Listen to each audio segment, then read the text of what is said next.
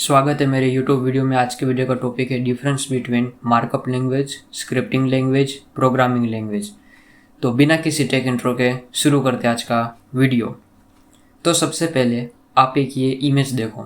3 type के language होते हैं, प्रोग्रामिंग लैंग्वेज, स्क्रिप्टिंग लैंग्वेज और मार्कअप लैंग्वेज। अब इसमें होता क्या है कि ये तीनों के तीनों जो सेगमेंट है ये अलग अलग होते हैं, एक नहीं है, सब अलग अलग होते हैं, डिफरेंट होते हैं और इनको लिखने वाले भी अलग अलग होते हैं। ठीक है, तो इन्हीं के बारे में जानते हैं।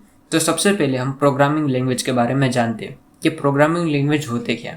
तो ये मेन लैंग्वेज होते हैं, ये जो प्रोग्रामिंग लैंग्वेज होते हैं ये मेन लैंग्वेज होते हैं। और हम कह सकते हैं कि कोई भी सॉफ्टवेयर को बनाने के लिए ये कोर एलिमेंट का रोल पे करते हैं, यानी कि ये कोर एलिमेंट होते हैं कोई भी सॉफ्टवेयर को बनाने के लिए। और इनमें जो होता है लॉजिक होता है, जैसे कि आप ये इमेज देखो, आपको देख के ही पता चल गया होगा कि इन सब में कुछ ना कुछ लॉजिक चल रहा होता है। लेकिन इसका मतलब ये थोड़ी कि ये बिना लॉजिक के बन गए, ये इनमें भी लॉजिक की ज़रूरत नहीं होती, ऐसा नहीं कहना चाहता। मैं कहना चाहता हूँ कि फॉर एग्जांपल चलो मैं आपको कैलकुलेटर दिखाता हूँ। देखो, जैसे कि ये फॉर एग्जांपल कैलकुलेटर है, ये एक सॉफ्टवेयर है। अब यहाँ पे मैं करता हूँ 2 + 2 = 4। तो इसमें ऐसा नहीं लिखा गया कि 2 + 2 = 4, इसमें एक लॉजिक दे दिया गया है। अब मैं रेंडमली जितना भी नंबर चाहूँ और डिवाइड बाय या फिर मल्टीप्लाई बाय कितना भी करूँ, ये मेरे को उसका जवाब दे देगा। ठीक है, ठीक उसी तरीके से जो प्रोग्रामिंग लैंग्वेज होते हैं इनके अंदर मेन जो होता है कोर एलिमेंट आता है। फिर बात करते हैं हम स्क्रिप्टिंग लैंग्वेज के बारे में कि स्क्रिप्टिंग लैंग्वेज क्या है। अब जैसे कि आप ये पूरा इंटरफेस आप देख रहे हो, ठीक है। अब यहाँ पे मैं यहाँ पे क्लिक करता हूँ स्लाइड शो, ठीक है। जैसे ही मैंने स्लाइड शो क्लिक किया, अब क्या होता है कि यहाँ पे आपको फुल स्क्रीन देखने को मिलती है। और यहाँ पे अगर मैं ले जाता हूँ, यहाँ पे ये 3 डॉट पे अगर मैं अपना क्लिक करता हूँ तो आपको ये कुछ मेनू देखने को मिल रहा है, ठीक है। अब यहाँ पे मैं एग्जिट करूँगा तो आप देख सकते हो वैसा ही इंटरफेस वापस से आ गया। ये क्या हुआ, स्क्रिप्ट हुआ। अब इसमें क्या होता है कि इसमें लॉजिक इसमें भी होता ही है, ठीक है। अगर वेबसाइट में आप 2 + 2 4 कर रहे हो, लॉजिक उसमें भी लगाए। लेकिन यहाँ पे मेन डिफरेंस क्या आता है कि कुछ दायरे आ जाते हैं। जैसे कि आप ये कैलकुलेटर, ये देखो ये कैलकुलेटर है, यहाँ पे आपके पास इन जो 9 डिजिट्स है और यहाँ पे जो जितने फंक्शन है आपके पास अनलिमिटेड चॉइस है, अनलिमिटेड। आप इनमें से कुछ भी कर सकते हो, कैसा भी पेयर बना सकते हो। आप चाहो तो रेंडमली इस तरीके से कोई भी नंबर लिख सकते हो, उसका आप डिवाइड कर सकते हो कोई भी 1 नंबर से, 2 नंबर से या फिर 3 डिजिट नंबर, 6 डिजिट नंबर, जितना आप चाहें उतना आप कॉम्बिनेशन कर सकते हैं। जबकि इसमें ज़्यादा से ज़्यादा आप क्या कर लोगे, ये स्लाइड शो में ये एरो पे क्लिक कर लोगे। एरो पे क्लिक करने के बाद इन 2 में से किसी एक पे क्लिक करोगे या फिर यहाँ शॉर्टकट देख के डायरेक्टली आप उसको रन करोगे। तो इसमें एक दायरा आ जाता है कि आप ज़्यादा से ज़्यादा ये कर सकते हो। और अगर जैसे कि फॉर एग्जांपल यहाँ पे मैं इन दोनों में अब मैं इन दोनों में से क्या कर सकता हूँ, यहाँ पे क्लिक कर सकता हूँ। क्लिक किया तो आप देख सकते हो कुछ नहीं हुआ, वो जो पॉपअप था ये पॉपअप पे चला गया। यानी कि या तो मैं इन दोनों पे क्लिक करूँगा या यहीं कहीं रेंडमली क्लिक कर दूंगा। ये 3 के अलावा कुछ हो ही नहीं सकता यहाँ पे। तो ये जनरली स्क्रिप्टिंग लैंग्वेज में इस तरीके से वर्क करता है और इसको कंपाइल होने की ज़रूरत नहीं। जैसे कि आप कोई कैलकुलेटर बनाते हो तो पहले पूरा कोड जो होता है कंपाइल होता है, उसके बाद वो कैलकुलेटर आपको पॉपअप होकर दिखता है। जैसे कि अगर आपने पाइथन में कभी कोई GUI कैलकुलेटर बनाया होगा, जो कि ऑब्वियसली बनाइए होगा अगर आप एक कोडर है तो, क्योंकि ये काम हर आदमी एक बार करता है कि नेट में से कोड को कॉपी करता है, उसको रन करता है, फिर उसमें देखता है क्या है क्या नहीं। तो आपको पता होगा कि पहले पूरा कंपाइल होता है, उसके बाद एक कोड वो पूरा एग्जीक्यूट होता है और फिर एक पॉपअप आता है जिसमें कि GUI वाला कैलकुलेटर लिखा हुआ होता है, ठीक है। तो वो हो गया प्रोग्रामिंग लैंग्वेज, ये हो गया स्क्रिप्टिंग लैंग्वेज। यहाँ पे आप देख सकते हो मैंने लिखा है नो नीड टू कंपाइल। इसको कंपाइल होने की कोई ज़रूरत नहीं है, क्योंकि अगर कोई एरर होगा तो कुछ करेगा ही नहीं। जबकि उसमें क्या होता है, इन्फिनिट लूप में जा सकता है, इसमें इन्फिनिट लूप जैसा कोई भी चीज़ आता ही नहीं है।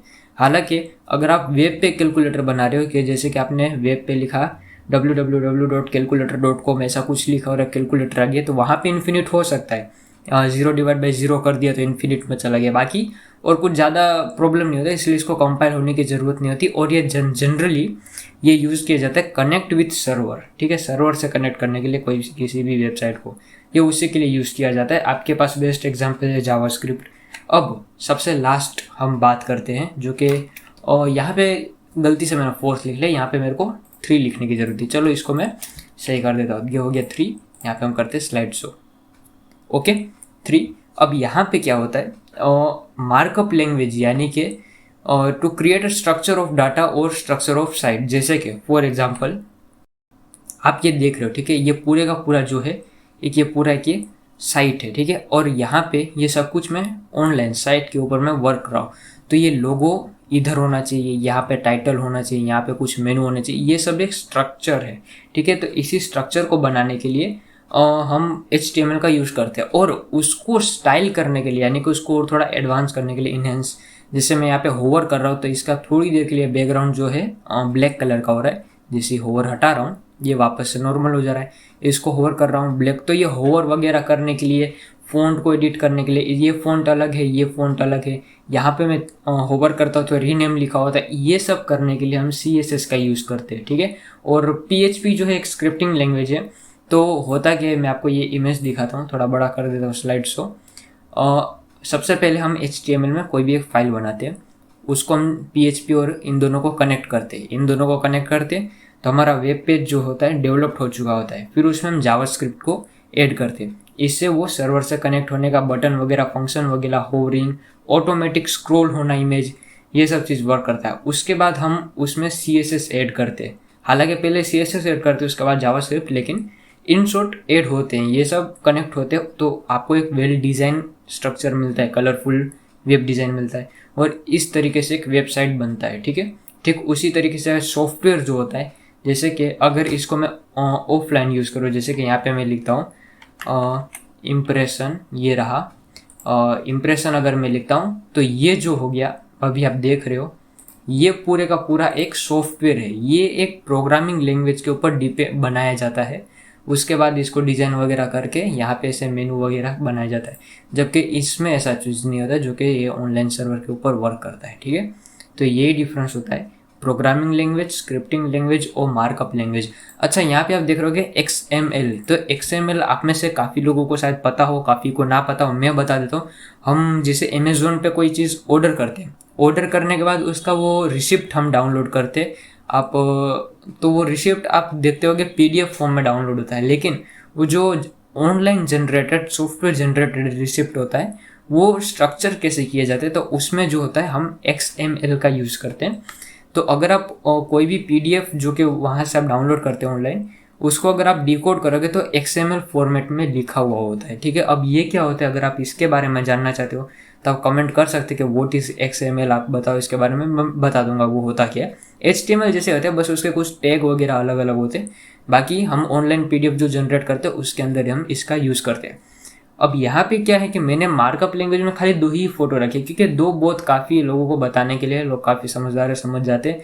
लेकिन इसमें मार्कअप में भी बहुत टाइप के लैंग्वेजेस आते हैं, ऐसा नहीं है कि सिर्फ 2 ही है, बहुत सारे, आई थिंक मेरे हिसाब से शायद 11 या फिर 9 से 10, तो मान के ही चलो 9 से 10 जितने तो होते ही होते हैं, बहुत सारे लैंग्वेज होते हैं। लेकिन ये 2 जो है ये बहुत मेन माने जाते हैं, कि मतलब ये बहुत जाने पहचाने। और ठीक उसी तरीके से प्रोग्रामिंग लैंग्वेज में भी बहुत सारे प्रोग्रामिंग लैंग्वेज है, लेकिन जावा और C के जो सीरीज है, यानी कि C++, C हैश, ये इनको बहुत माना जाता है कि इनका दबदबा है पूरे मार्केट में, ठीक है। तो ये कुछ इसी तरीके से मैंने आपको तीनों के बारे में बता दिया। आप एक बार ये देख लो, प्रोग्रामिंग लैंग्वेज मेन होते हैं, इनको कंपाइल होने की ज़रूरत होती है, और इनमें जनरली सिर्फ लॉजिक लिखा जाता है, बाकी सब काम भी अपने से कर लेते हैं, ठीक है। और ये सॉफ्टवेयर डेवलपमेंट के यूज़ में आते हैं, आप एप्लीकेशन यूज़ करते हो उसको डेवलप करने के यूज़ में आता है जनरली, ठीक है। स्क्रिप्टिंग लैंग्वेज यानी कि इनको मेन तो साइट के लिए बनाया जाता है, और इनको कंपाइल होने की ज़रूरत नहीं होती, और ये काफ़ी लाइट वेट होते हैं, यानी कि इनमें आप खाली फंक्शन बनाते हो, स्क्रिप्ट लिखते हो, फंक्शन के ऊपर वर्क करता है, ठीक है। जैसे बटन है, उसको एक फंक्शन बना दिया, कोई बटन पे क्लिक करेगा,